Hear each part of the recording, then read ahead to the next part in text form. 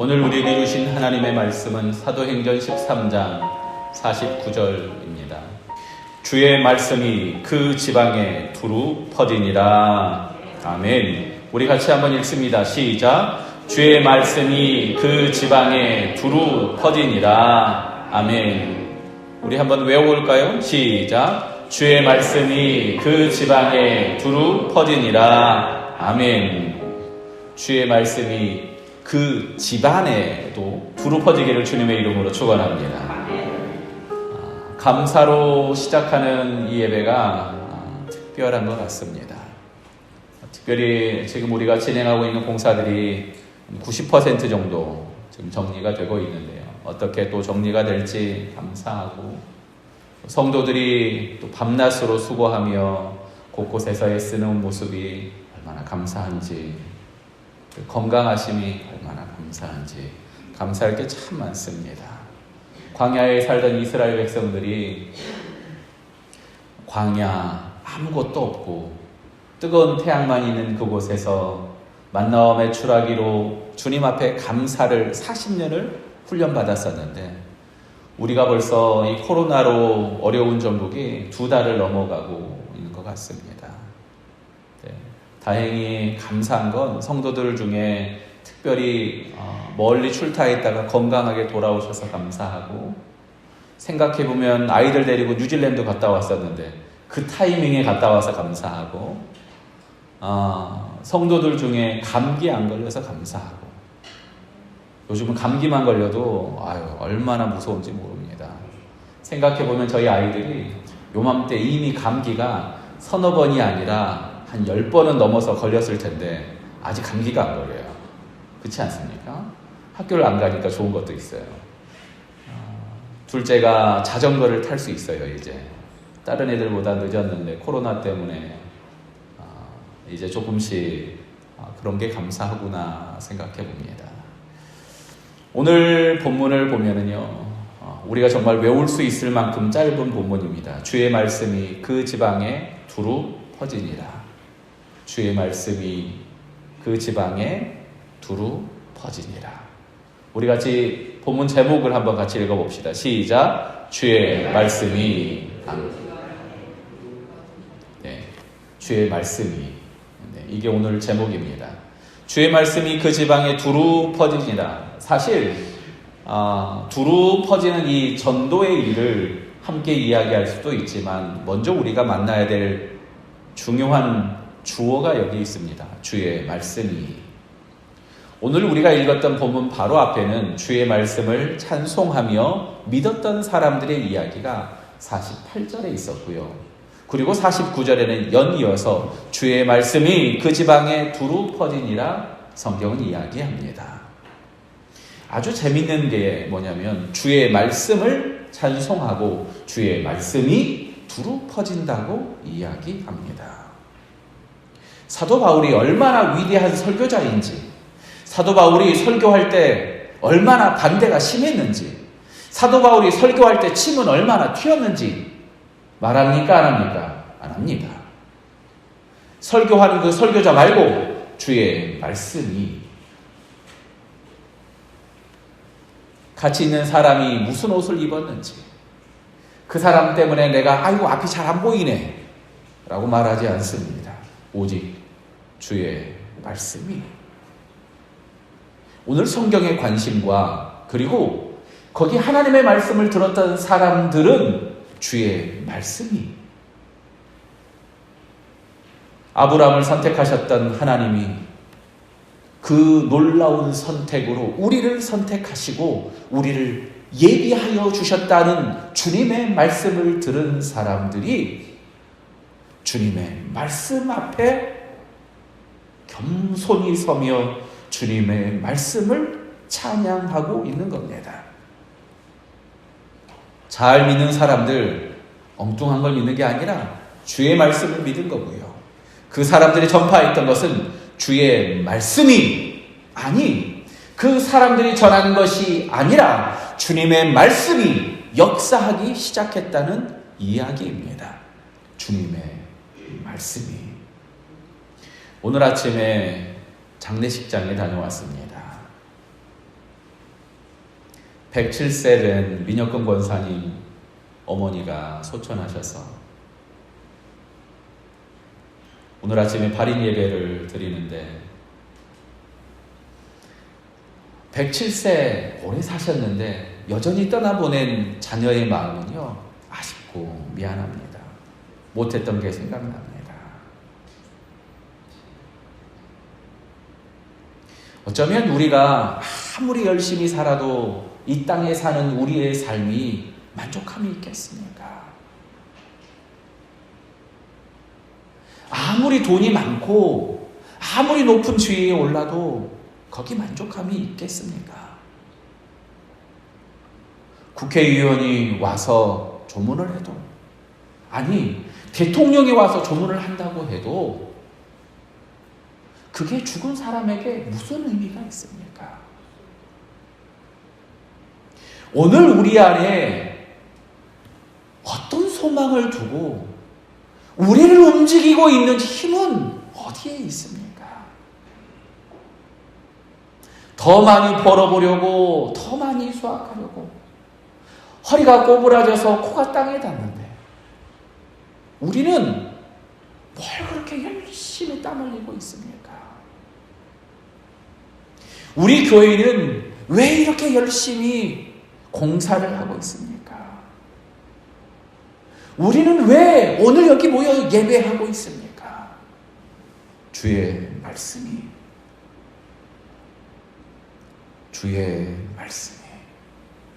성경은 분명히 얘기합니다.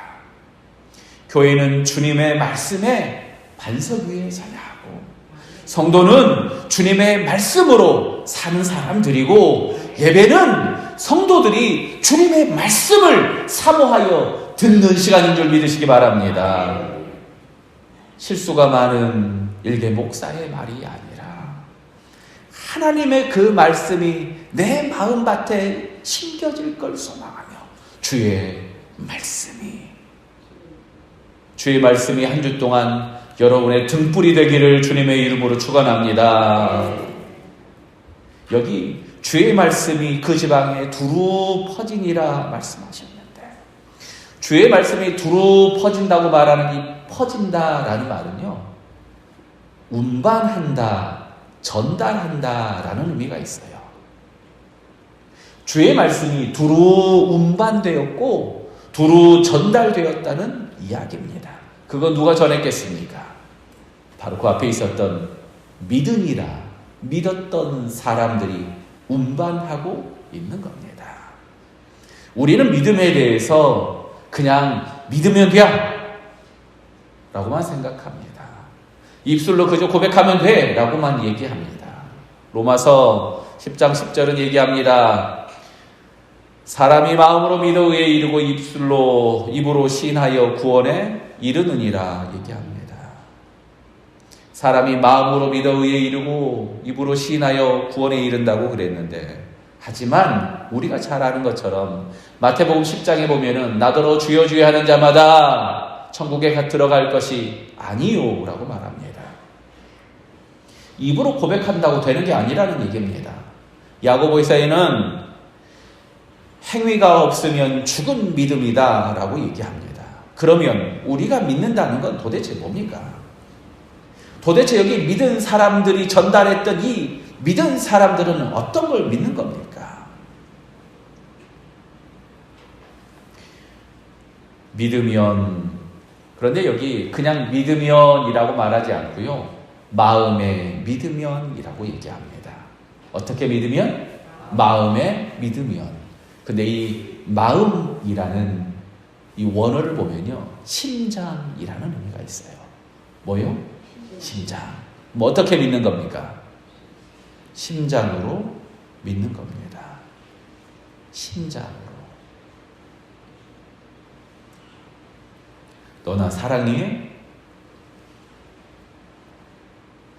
그냥 대답할 수 있는 이 이야기를 심장으로 대답한다고 생각해 보십시오. 예수님이 배반하고 또 배반하기를 거듭하여 3번이나 배반했던 베드로에게 네가 나를 사랑하느냐? 3번 물었을 때 베드로의 대답이 입술의 고백이었겠습니까? 아닙니다. 심장의 이야기 아닙니까? 우리의 믿음은 우리 심장의 고백이 돼야 되는 겁니다.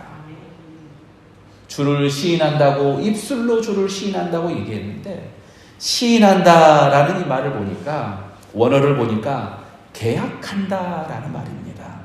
혹시 여러분 구두 계약이라는 말 알지요? 그러니까 우리가 하나님을 믿습니다라고 말할 때는요, 이게 구두 계약의 효과가 있다는 이야기입니다. 그래서 심장으로 고백해라 얘기하는 겁니다. 지난주 헌금 중에 어떤 분이 무명으로 이렇게 감사하며 헌금을 드렸습니다. 주님 전에서 예배 드릴 수 있는 은혜 주심에 감사드립니다.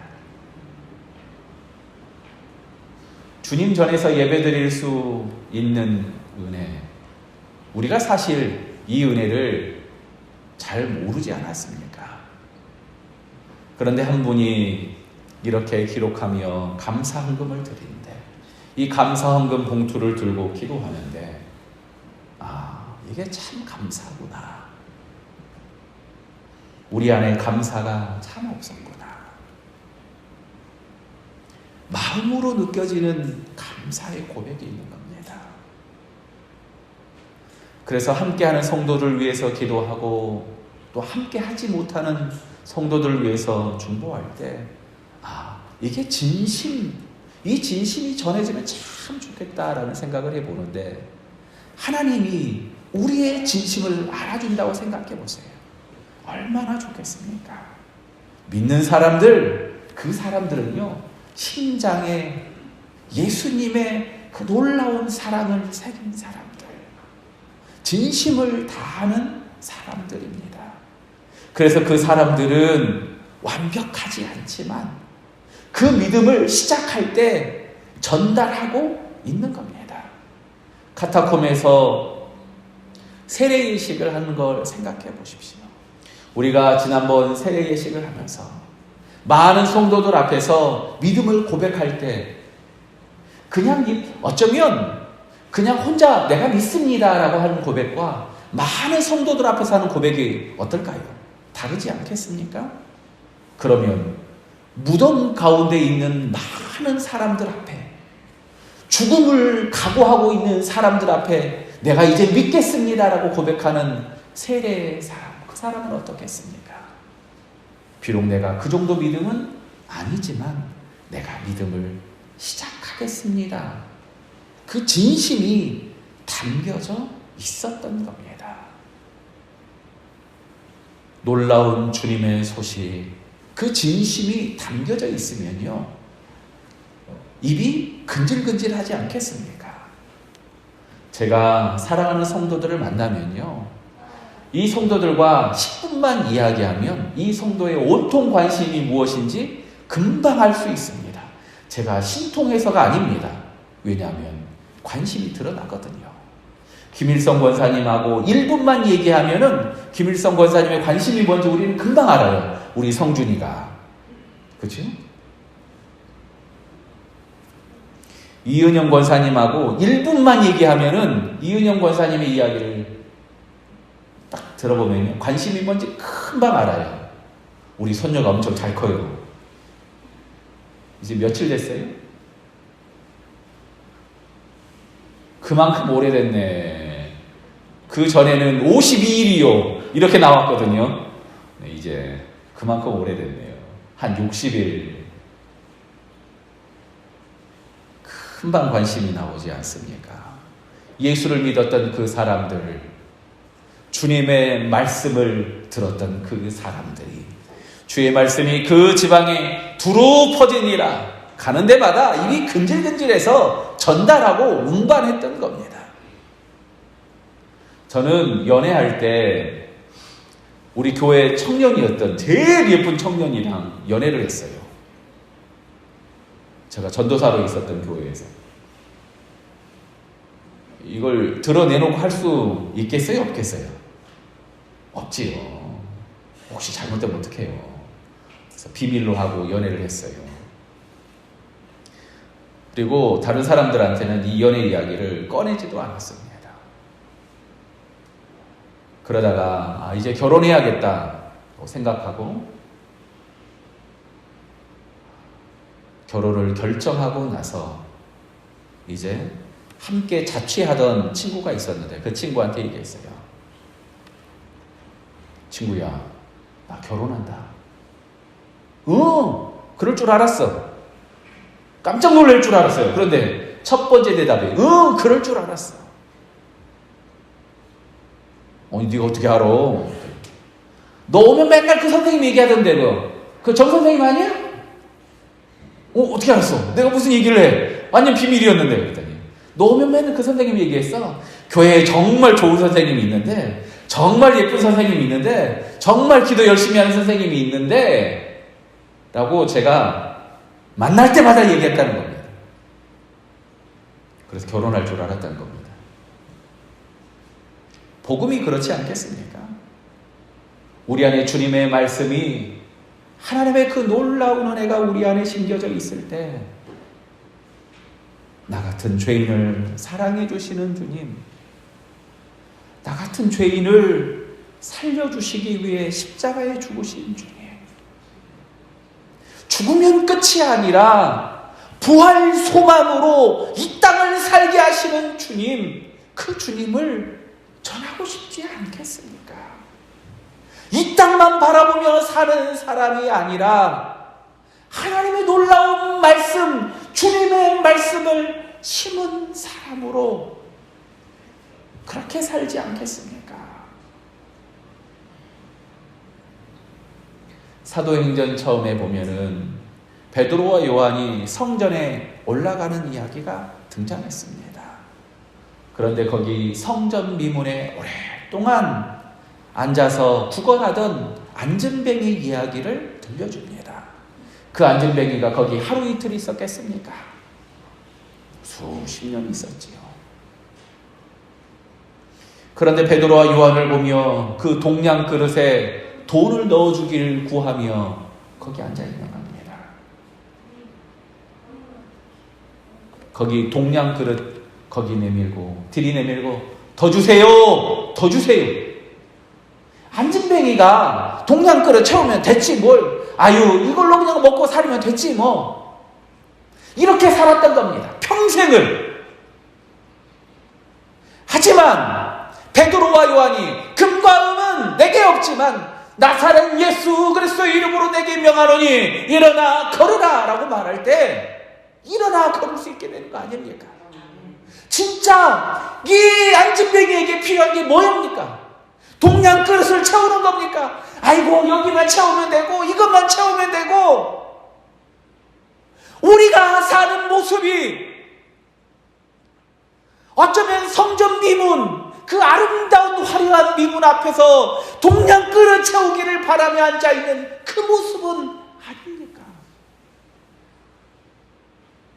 조금만 더 올라가고 조금만 더 좋은 성적을 내고 조금만 더 돈을 벌고 조금만 더 땅을 넓히고 동양 그릇만 바라보며 살던 그 안전뱅이처럼 오늘 우리가 지금 이 시대를 살고 있지는 않습니까? 어쩌면 하나님이 우리를 깨우는 하나님의 인생 채찍과 막대기가 이 코로나가 아닙니까? 금과 은은 내게 없지만 곧 나사렛 예수의 이름으로 명하노니 일어나 걸으라. 오늘 우리에게 정말 필요한 우리 인생의 가장 귀한 것이 무엇입니까? 주의 말씀이, 오늘 그 주님의 말씀이 사랑하는 저와 여러분의 생명이 되기를 주님의 이름으로 축원합니다. 주님의 말씀을 심어주셨습니다. 주님의 말씀이 심겨진 사람들, 그 믿음의 사람들. 저는 오늘 예배하며 여기 예배를 준비하고 또 예배 중에 기도하면서 옆에 있는 이 꽃꽂이를 오늘 유심히 좀 봤습니다. 이 꽃꽂이 대가 여러분 어떻게 만들어진 것 같으세요? 멀리 있으니까 그냥 이렇게 그냥 통에다가 그냥 심어둔 것 같으시지요? 가까이서 이렇게 보면요, 가까이서 봐도 똑같네요. 나무 하나하나 붙였어요. 하나하나 붙여서 빙 둘러서 대를 만들고 그 위에 꽃을 심었어요. 저는 우리 믿음의 삶이 꽃꽂이 같다고 생각합니다. 예쁘게 칠해서 하나하나 붙여서 꽃꽂이 대를 만들고 그 위에 꽃을 올려놓는 것처럼 우리 인생의 시간이 한 시간 모이고 하루, 한 달, 1년 모여서 나중에 영광스러운 천국을 소망하며 우리가 그렇게 이 땅을 살아가는 거 아닙니까? 믿음의 사람으로 그저 교회 앉아 있다가 그냥 돌아가는 것, 이게 끝이 아니라 여기 오늘 이 짧은 본문이 주어가 그 사람들이 아니에요. 주의 말씀이. 주님의 말씀 때문에 하루 살아가고, 주님의 말씀 때문에 내가 그래도 용서해주고, 주님의 말씀 때문에 한 번 더 용서해주고, 주님의 말씀 때문에 한 번 더 땀 흘리고, 주님의 말씀 때문에 한 번 더 한 계단 올라가고, 주님의 말씀 때문에 한 번 더 무릎 꿇어 기도하고, 주님의 말씀 때문에 조금 더 낮아지고, 주의 말씀이 오늘 여기 사도행전의 놀라운 은혜는요, 여기 주어가 바뀌면서 시작되는 겁니다. 주의 말씀이, 그 주님의 말씀이 우리 인생의 주인이 되고 우리 교회의 주인이 되어서 조금씩 변해가고 쌓여가고 만들어가는 거 아니겠습니까? 그 주의 말씀을 심장에 심어 가는 곳마다 선포하며 전달하는 믿음의 사람들, 가벼운 입술의 이야기가 아니라 그 사람이 말하면 진심이야, 그 사람이 말하면 진짜야 말할 수 있는 믿음의 사람들, 코로나19 때문에 이 죽음의 위협에서 오히려 하늘 소망으로 하루하루 살아가는, 바로 사랑하는 믿음의 사람들, 세상만 바라보고 동양 그릇만 바라보며 거기 성전 미문에 앉아있는 사람들이 아니라 나사렛 예수 그리스도 이름으로 힘을 얻어 오늘도 기쁨으로 뛰며 찬양하며 예배하는 저와 여러분 되기를 주님의 이름으로 축원합니다. 같이 찬양하며 우리의 믿음을 고백합시다.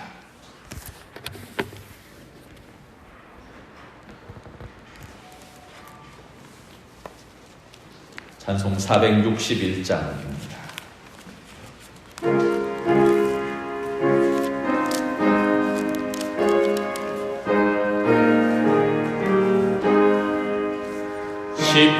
십자가를 질 수 있나 주가 물어.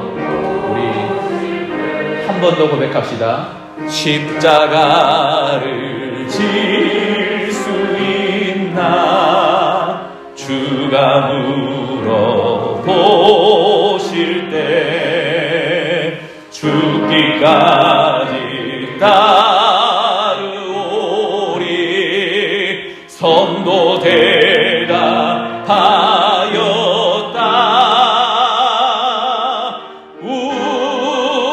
우리의 심령 주의 것이니 주님의 형상 만드소서. 주인도 따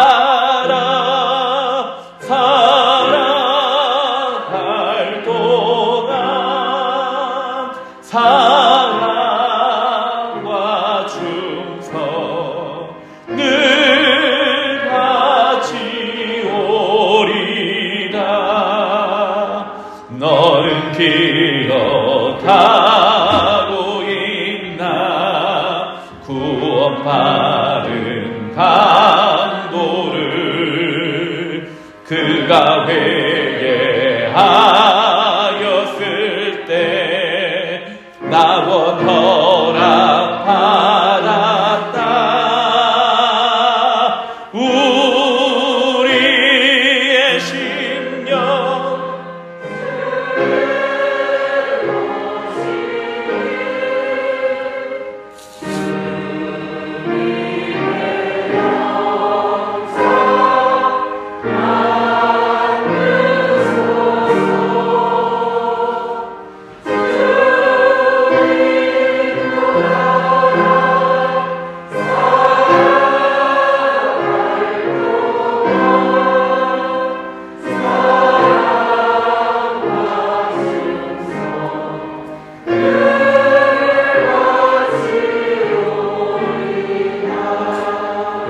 기도할 때 주님의 말씀을 우리 마음에, 우리 심장에 심으며 기도합시다.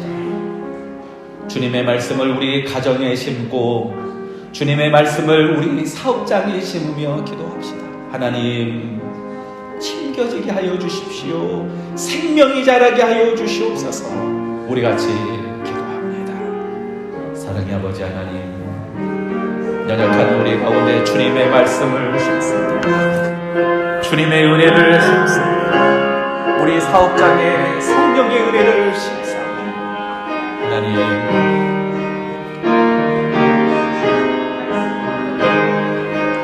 주의 말씀이 심겨지게 하여 주시옵소서. 주의 말씀이 역사하게 하여 주시옵소서. 주의 말씀이 일하게 하여 주시옵소서. 주여,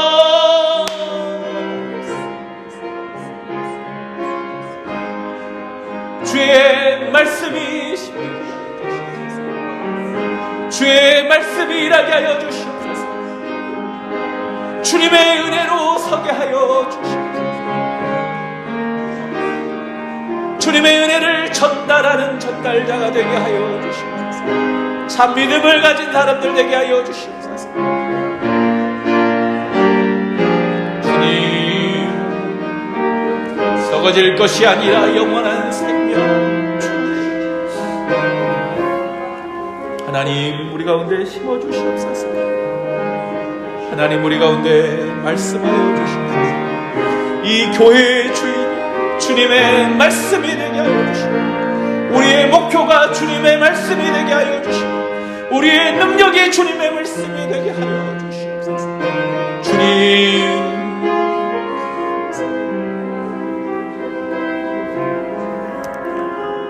사랑의 주님, 주님의 말씀을 우리 가운데 심겨주심을 감사합니다. 그 말씀을 심장에 심은 사람으로 서게 하여 주시옵소서. 우리 입술이 주님의 놀라운 은혜를 선포하는 주님의 말씀의 선포자들 되게 하여 주시옵소서. 죽음의 위협 앞에서 오히려 하늘 소망, 부활의 믿음이 더욱 깊어지게 하여 주시옵소서. 세상만 바라보며 성전 미문에 앉아 있었던 안진뱅이의 인생이 아니라 나사렛 예수 그리스도의 이름으로 일어나 생명을 선포하는 주님의 말씀이 주어가 되고 중심이 되는 사랑하는 성도와 교회 되게 하여 주시옵소서.